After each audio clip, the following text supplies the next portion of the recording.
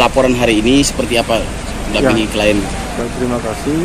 Laporan hari ini terkait dengan kode etik karena ini dilihat dari oknum polisi yang masih aktif.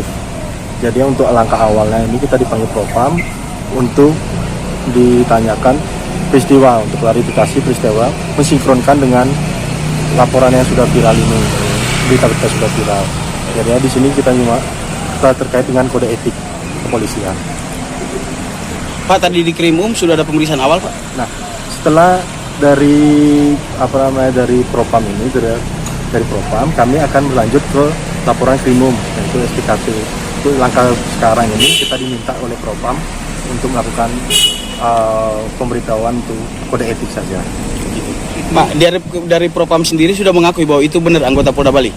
Ya, dari Propam tadi sudah menyampaikan bahwa itu benar ada anggota aktif di Bali dan juga sedang diperiksa di samping ruangan yang kami periksa tadi. Berarti dia diperiksa di Propam juga sekarang? Ya, sekarang saat ini juga ada saya dengar dari info dari dalam, saat ini juga dia ada di ruang sebelah diperiksa. Namanya siapa?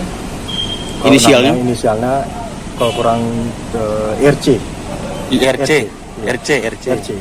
Jadi apa Pak kasusnya yang dilaporin ini Pak? Ini kan terkait dengan pemerasan.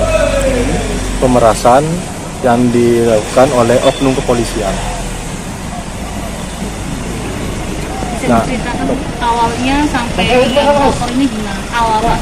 Awal kasus ini, ya ini dari korban, dia membuka dari mempunyai permasalahan ekonomi, ya dia dengan terpaksa untuk menyajikan diri atau menjual diri kepada melalui aplikasi itu bisa disebut chat. Di situ dalam waktu itu juga pas hari Selasa kurang lebih jam 11.30 malam itu ada tamu yang membooking. Sempat berapa kali menawarkan berapa biaya bookingan per sekali so mungkin sekali ini 1 jam itu mereka akan negosiasi. Setelah itu setelah setengah jam si pelanggan ini datang ke kos-kosannya, dan mereka baru melakukan berhubungan ini. Tiba-tiba ada yang mengetuk pintu. Ternyata saat mengetuk pintu dia buka, ada orang mengatakan diri anggota, ya, menunjukkan tanda pengenal, yaitu anggota kepolisian. Dari situ, dari kepanikannya korban ini, di situ berapa kali dikatakan di sana kami akan membawa ke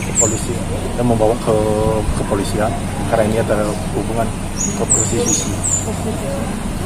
Itu oleh karena itu, terus atau mungkin bisa ditanyakan langsung sama Kejadian 15 hari Selasa jam 11.30 kurang lebih. itu dari pihak kepolisian itu benar ya, katanya meminta handphone korban atau juga meminta uang jatah setiap bulan kepada pihak korban. Ya, yang disampaikan oleh korban dari saat penyidikan, yang mengatakan demikian juga. Katanya setiap 1 bulan sekali akan memberi setoran atau membagi rezeki sebesar Rp500.000. Rp500.000.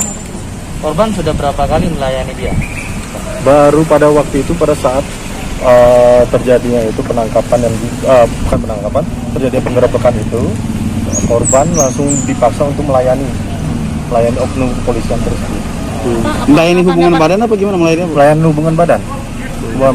Pada saat itu juga si tamu yang membooking itu disuruh keluar, lalu si oknum kepolisian ini menutup pintu, langsung suruh buka, dan dia menurunkan celana panjangnya dan disuruh melakukan oral seks Sampai hubungan badan juga. sampai hubungan badan. Apa benar? Ada bentuk ancaman nggak pada waktu ingin melakukan pemerkosaan?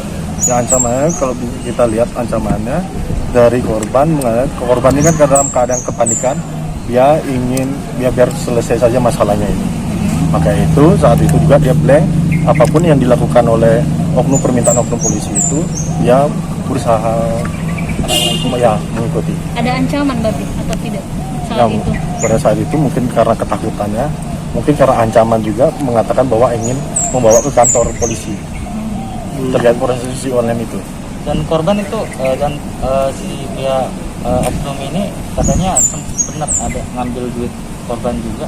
Ya, pada saat itu juga si oknum polisi juga ini memeriksa, menggeledah ada beberapa barang yang berharga. Mungkin pas saat itu juga ada uang sebesar 350.000 rupiah, dan pada waktu itu mau diminta semua sama oknum polisi, tapi dia bilang, "Papa, jangan sebegitu, saya kasih 200 biar saya ada makan, uang makan sisakan saya 150 untuk sedikit." Korban baru berapa kali ngasih uang 500.000 ke oknum itu, Pak? Belum sempat. Cuma yang pada saat itu juga ada HP iPhone, mungkin iPhone 5 yang ditahan sama dia. Kalau misalnya iPhone ini dikembalikan harus membayar 1,5 juta. Alasannya HP itu diambil sama oknum itu apa katanya? Alasannya sebagai katanya dari korban, sebagai jaminan bahwa ini supaya ini tidak dilaporkan atau karena kamu tidak ada uang. Saya tidak enak. Pada saat itu juga si oknum polisi bilang dia bersama tim di bawah, sedangkan dia diutus sendiri masuk ke dalam. Ini kan sudah ada pasal pidana selain pemerkosaan sama pemerasan itu ya. Pasal apa yang dilaporkan ke polisi? Kalau untuk saat ini kita merujuk ke pasal 368 pemerasan, dan mungkin di sini juga ada penipuannya 378, dan juga ada pencurian 363. Tapi kan kita juga harus koordinasi dulu unsur mana yang masuk di dalam itu. Kalau unsur pemerkosaannya apakah tidak terus? Karena kan betul ada ancaman sebelumnya. Nah, ini kita lihat dari perkembangan penyidikan kita. Jadi kan satu lagi Pak, dia kan ini salah satu, kalau di Indonesia itu masuknya undang-undang prostitusi atau undang-undang pornografi. Lalu kalau misalnya nanti korban malah terjerat hukum karena prostitusi, ini langkahnya seperti apa? Ya, kalau ini terjadi kan kita sebenarnya ada pembuktian bahwa kita pembuktian untuk hal yang prostitusi ini. Kita lihat pertama yaitu ada terjadi hubungan atau peninggalan jejak, seperti dalam artian ya ada sperma atau bagaimana, kan kita harus melihat di situ. Kita juga tidak bisa semena-mena langsung kita mengambil kesimpulan seperti itu. Jadi dari aplikasi itu kan seharusnya ketahuan kan, kalau polisi tahu ada aplikasi menjajakan diri lewat online itu kan. Ya. Nah itu kalau misalnya akhirnya polisi menjerat korban juga, itu gimana langkah selanjutnya? Ya, kami juga siap juga mendampingi, bahwa di sini kan juga belum terjadi ada ibaratnya pembayaran, malah korban ini yang membayar. Ya, gitu ya. Pak, bukti korban ini punya bukti kuat apa gimana sih Pak dalam kasus ini, Pak? Kalau korban ini dari bukti-bukti yang saya lihat yang sudah dikasih ke saya, ini kuat karena ada rekaman di situ, rekaman percakapan antara korban dengan oknum itu. Itu isinya apa rekaman? Itu bahwa menjanjikan setiap bulan tanggal 17 memberikan setoran 500.000 rupiah setiap bulan. Ketika misalnya 500.000 tidak bisa disanggupi, dengan terpaksa diganti dengan berhubungan. Untuk berhubungan baru satu kali Pak ya? Ya, pada saat itu. Jadi kalau nggak ada duit itu gantinya adalah hubungan badan? Ya. Pak, terkait dengan itu Pak, dalam rekaman tersebut di sana terlapor ini menyuruh adik kita yang korban ini untuk online segera dari duit itu. Masuk unsur Pak ya? Kalau di situ juga, makanya saya juga di sini juga menangkap ada beberapa oknum ini bilang, udahlah kamu kerja saja, saya membackupi. Itu kan artinya bagaimana? Membackingi.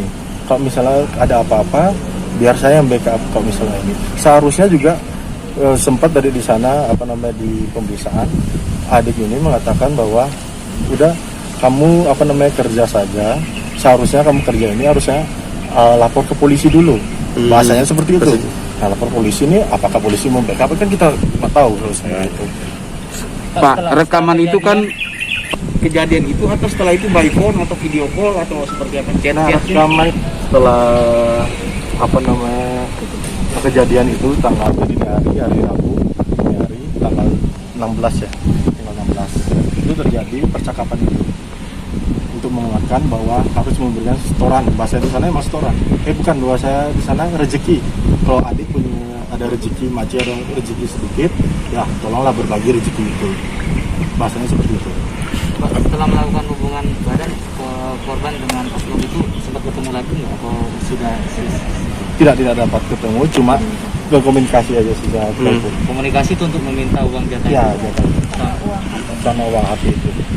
Benar nggak ini oknum ini juga mengatasnamakan timnya gitu untuk minta jatah itu? Ya, dia mengatasnamakan tim dan bahkan dia mengatakan bahwa dia ke polisi dari kesusilaan, katanya begitu. Oh, Yusin. Ya, Inisial korban inisial MIS. 21 tahun. Nah, setelah dengan adanya Bilang, kamu saya bisa tuntut begitu. Bahasanya itu ada rekamannya. Gara-gara pemberitaan itu. Caci makinya ada juga. Ya, Bahasa caci maki. ada sedikit bahasa, ya. Ada sedikit bahasa. Rasa kasar gitu. Bahasa kasar sedikit dan nadanya tinggi. Jadi untuk sekarang ya korban apa trauma atau ketakutan bagaimana dengan Nah. kejadian ini? Ya, korban untuk saat ini dia agak ketakutan, agak shock karena makanya dia minta terus bagaimana